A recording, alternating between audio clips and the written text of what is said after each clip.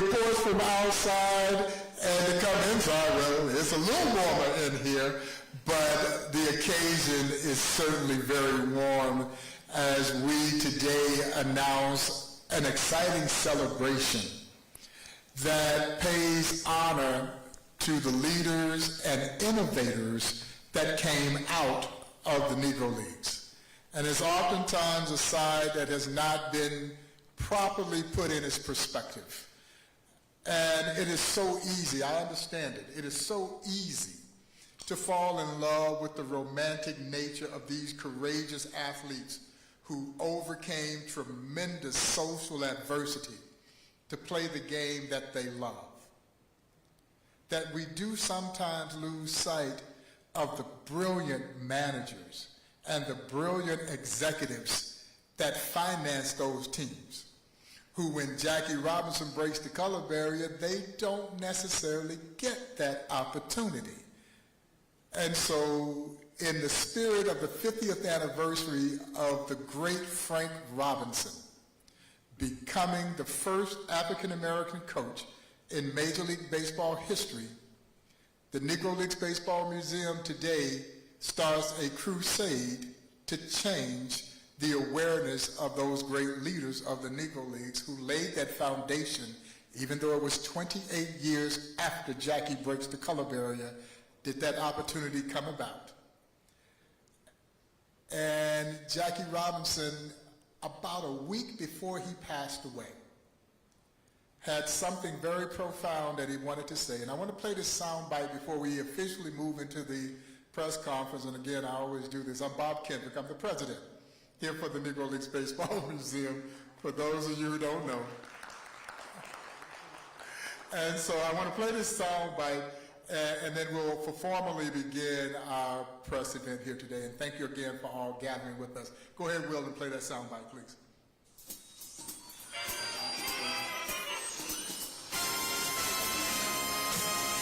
I'm extremely proud and pleased to be here this afternoon, but must admit I'm going to be tremendously more pleased and more proud when I look at that third base coaching line one day and see a black face managing in baseball. Thank you very much.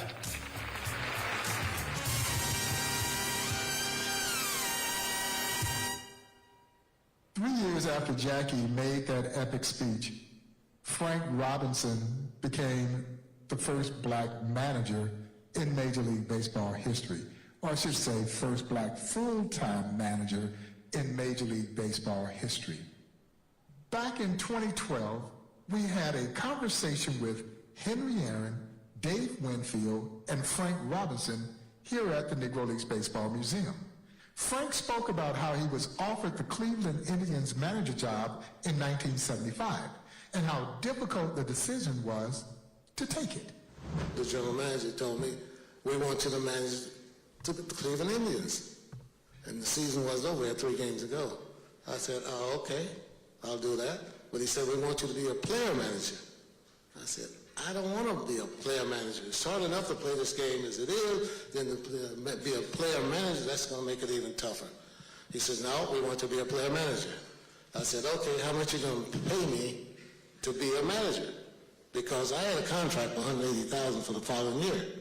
And he said, we're going to pay you $200,000. I said, now wait a minute.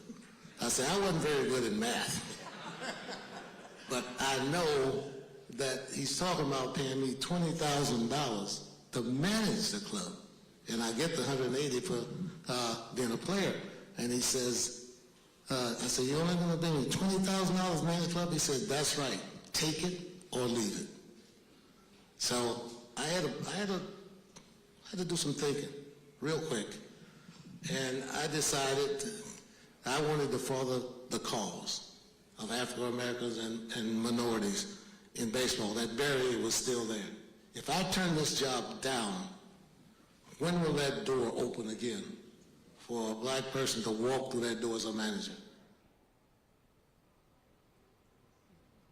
And thus that brings us to today. That was 50 years ago when Frank Robinson made that decision that it was going to be in the best interest of a race that he accept this role even if it was not under the best of circumstances, so that others would have an opportunity.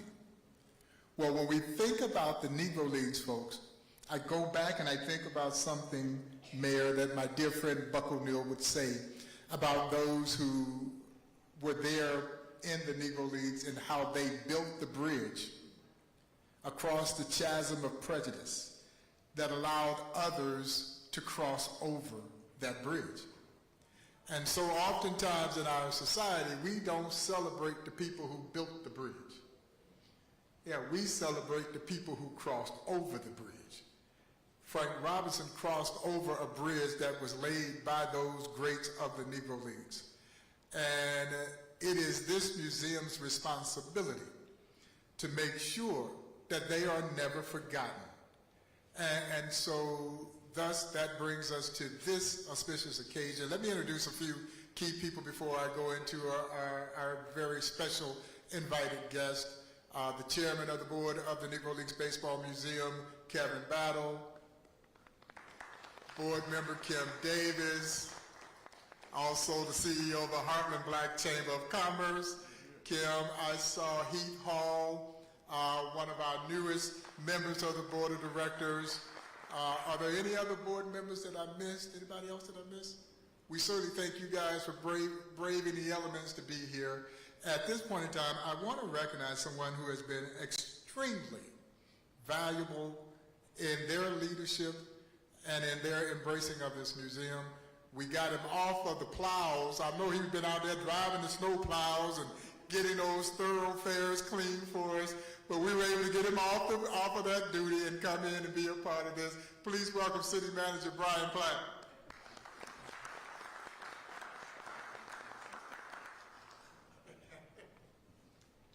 Thank you, Bob. Thanks for the team here. We're so excited about this. You know, I think one of the things that we like to champion and celebrate with this museum and the vision is how unique and exciting and different it is. We're doing all kinds of development all across Kansas City and uplifting so many neighborhoods, but there's nothing like this vision and this project here in Kansas City, and there's nothing like this in the entire country.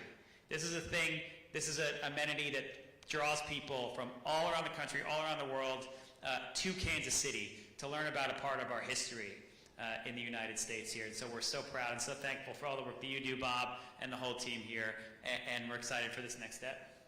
Thank you, Brian. Thanks, sir. And what greater examples of African American leadership than it is to have both the mayor of this great city of Kansas City, Missouri, and of course Jackson County Executive Frank White being here as glaring examples of what African American leadership looks like. And I also think that it speaks to the progressive nature of the great city of Kansas City. So it is certainly my pleasure to welcome to the podium someone who knew Frank Robinson, and who knew so many of those Negro League players who mentored him, 8-time Gold Glove winner, and of course Jackson County Executive, Mr. Frank White.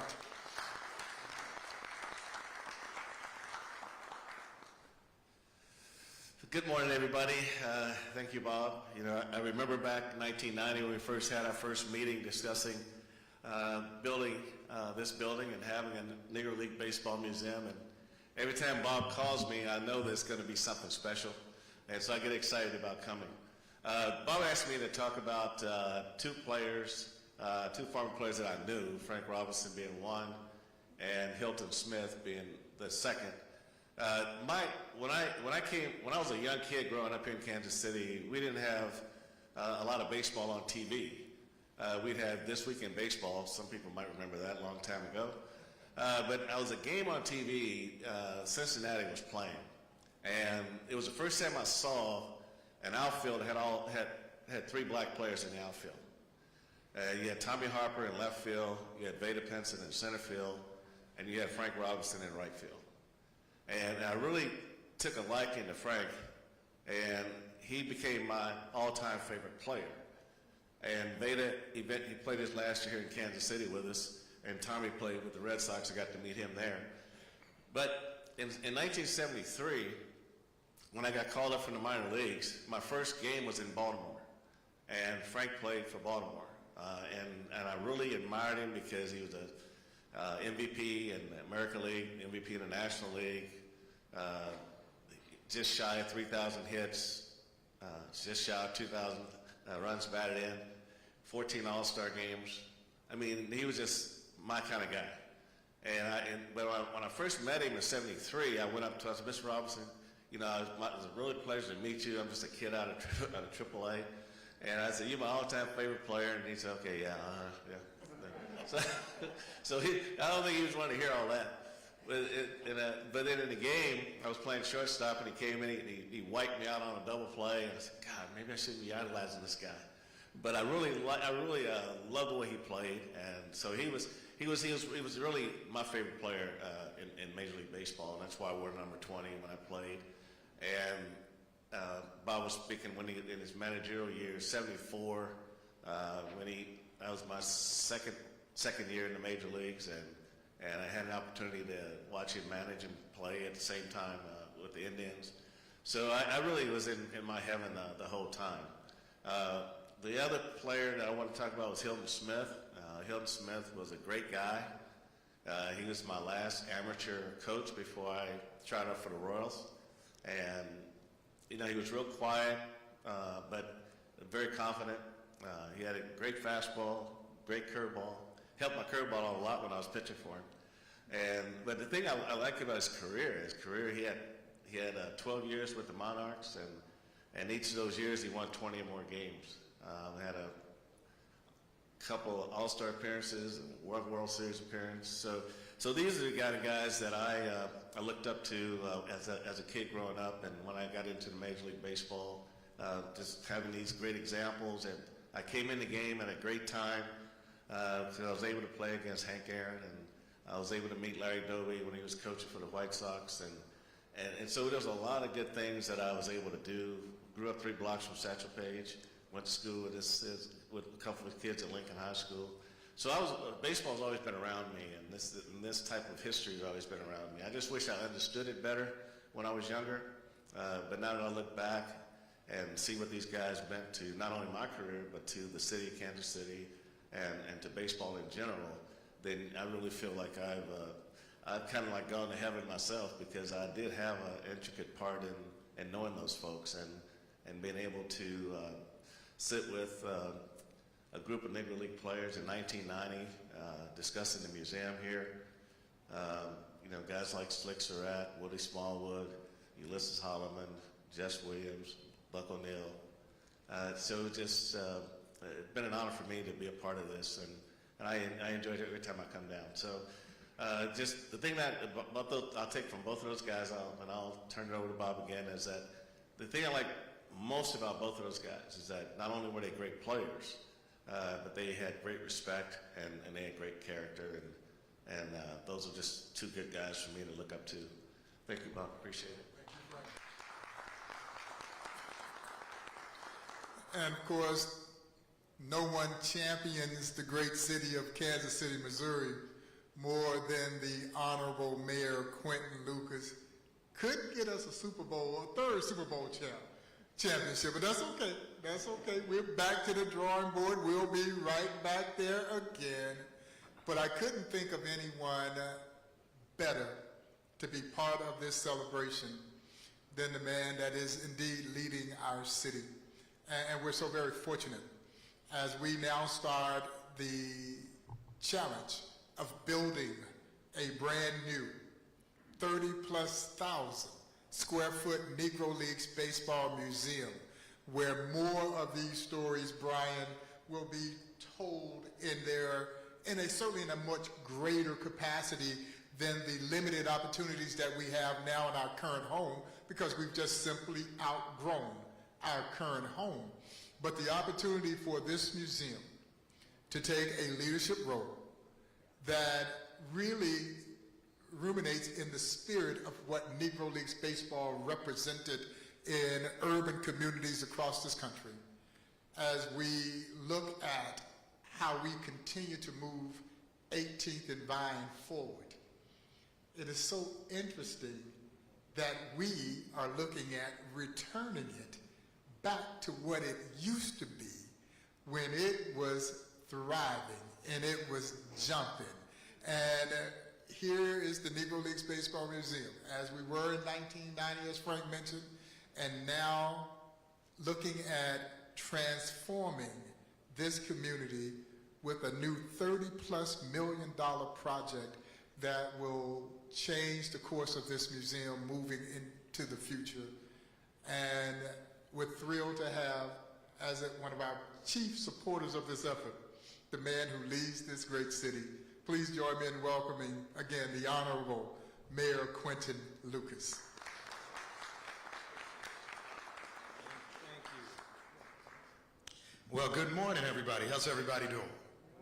Are you all right? I want to first of all start by welcoming our young people.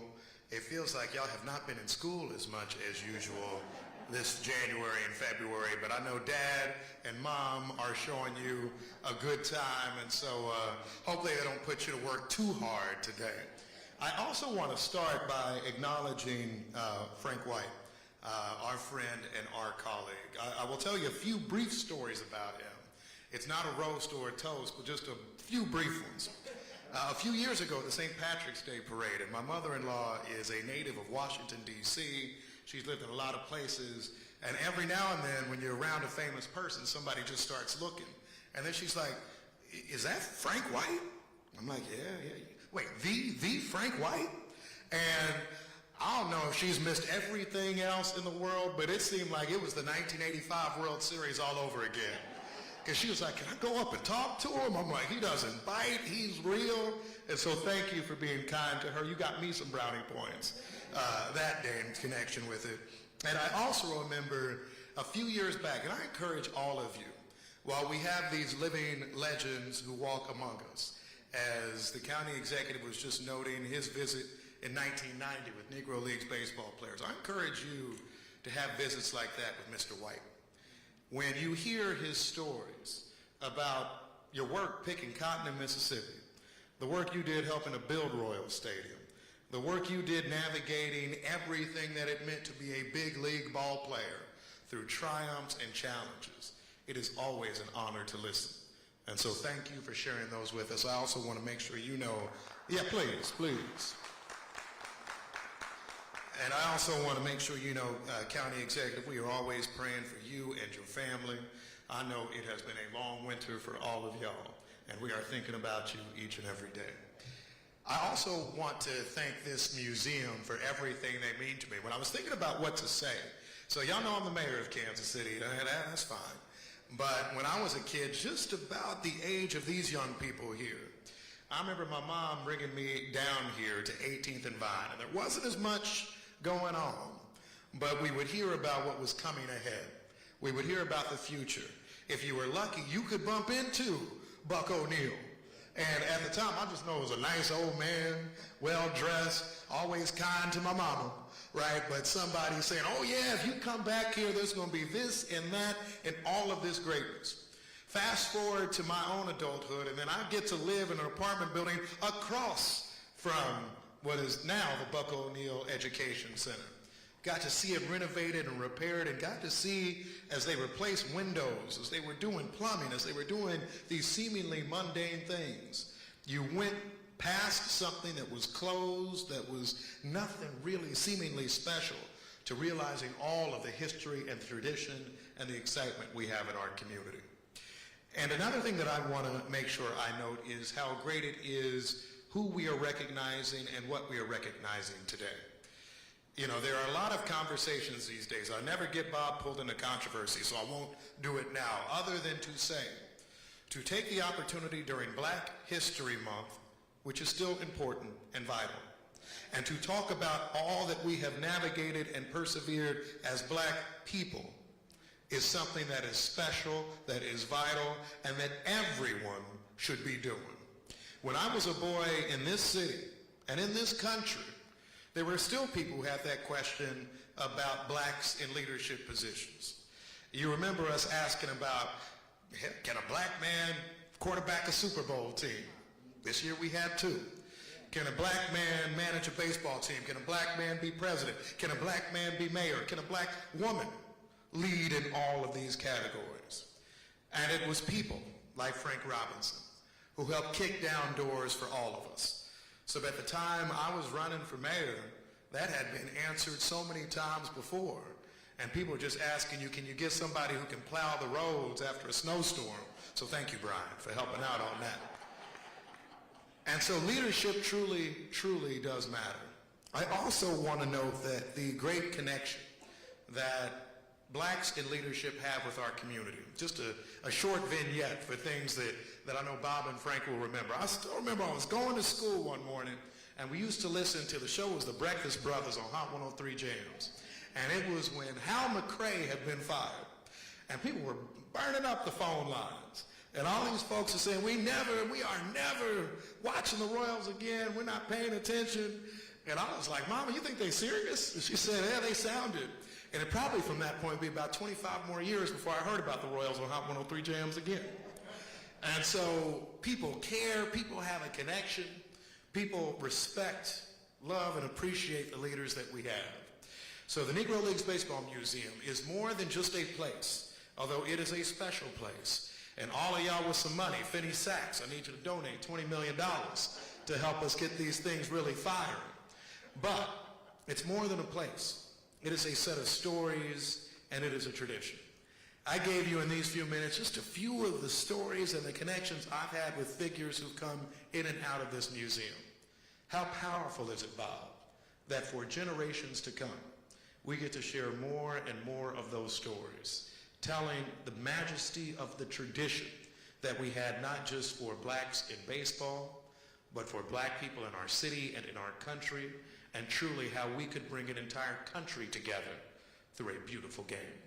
So thank you all for being here today on this cold and snowy day. Bob reminded me before I came up, warmer days will come and we all gonna be complaining when we're sitting outside for a summer baseball game and it feels like it's 105 degrees outside. But today, I feel like I can handle that. Nonetheless, thank you all so much. God bless you and have a wonderful day. Thank you, Mayor. Thank you. No, the mayor is absolutely right. In the words of the immortal Leroy Satchel Paige, who said, don't pray when it rains if you don't pray when the sun shines. And so let me tell y'all, you will not hear me complaining about how hot it might get this summer after this stretch of cold that we've seen. This is always so special. Each and every year, the Negro Leagues Baseball Museum, we challenge ourselves to bring you some other nugget that you probably didn't know about. And the 50th anniversary of Frank Robinson becoming the first African-American manager in baseball history was one of those opportunities that we saw. There's not a manager from the Negro Leagues that is in the National Baseball Hall of Fame. And that is a travesty. But it's not the fault of those who maybe have overlooked them. So it's important that we now bring that to the forefront. And hopefully the things that we will do. Now mind you, Buck O'Neill and Rube Foster are both enshrined into the National Baseball Hall of Fame, but both of them went in as contributors and not managers. And so when the great Vic Harris, who led those legendary Homestead Grays teams to multiple championships, was up for induction this year and garnered very little support, I think that's when it really hit me that we needed to do something to help raise the profile of those great managers from the Negro Leagues. And the occasion of Frank Robinson's 50th anniversary made it even more appropriate. So in May, late May, we will open up a brand new exhibit called Leaders and Innovators. And I was very fortunate to work with a young graphic designer, young African-American graphic designer, who I shared what I thought would be our vision for this. And we want to unveil what will be the logo representation that will drive this celebration through the rest of this year and will be a featured part of the new exhibition that we are creating by the same title of Leaders and Innovators.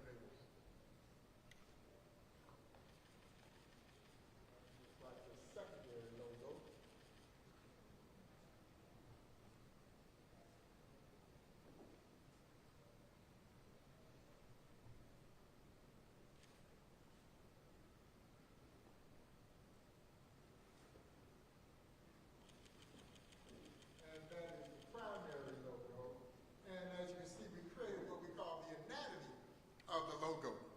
because so many people are surprised when they learn the innovations that came out of the Negro Leagues. Shin guards started in the Negro Leagues. The batting helmet started in the Negro Leagues. And of course, the most prolific of them all, night baseball, began in the Negro Leagues 5 years before they ever played a night game in the major leagues. They were playing them in the Negro Leagues. It would be Kansas City Monarchs owner J.L. Wilkinson who would pioneer night baseball in 1930. Portable, generated light towers. So not only could they play a night game here and there, they could load them up on the truck and play a night game virtually anywhere. And it changed the fortunes of the Monarchs during a very difficult time when we were in the midst of the Great Depression. And they could play a day-night doubleheader, or they could play a straight-up twilight doubleheader. They could get access to the stadiums of major league teams when they weren't using them, and night became that opportunity. And as I remind our guests, Wilkie wasn't doing this just to be innovative. He was doing it for survival. Back then, the Negro Leagues were primarily relegated to playing on Sundays. Major League Baseball really didn't play on Sundays. So the Negro Leagues would rent their ballpark, play that Sunday doubleheader, and of course, we left church, going straight to the ballpark, dressed to the nines, as they would say, looking good. And so he was looking for a way to get the working class fan into the ballpark. And night baseball became the answer. Night baseball became even bigger than Sunday games. And Sunday games were so popular that black churches would move their service time up an hour. Now, if you know anything about the black church, you don't mess with service time. Oh no, 11 o'clock Sunday go to meeting. When the Monarchs were home, service started at 10 o'clock. And night baseball was even bigger than that. But as I oftentimes share with my school-age audience, here's where the fallacy occurs. American historians never viewed Negro Leagues baseball as having been professional. Thus, the major leagues could get credited with something that had happened 5 years prior. And as I also share with my school-age audience, it is absolutely akin to Columbus discovering a country that already had people there. You can't do it. No, you can't do it. But the moral of the story is this. If you don't control the pen, you don't control the story. Thus, your story is never written with the kind of accuracy or relevancy that it should be. This great museum, the Negro Leagues Baseball Museum, is about taking control of the pen and finally telling the story the way it should have been told years ago. This is just an example, because when we look at innovation, we also look at the globalization of our sport. It would be the Negro Leagues that would take baseball into Canada. We were oftentimes the first Americans to play in many Spanish-speaking countries.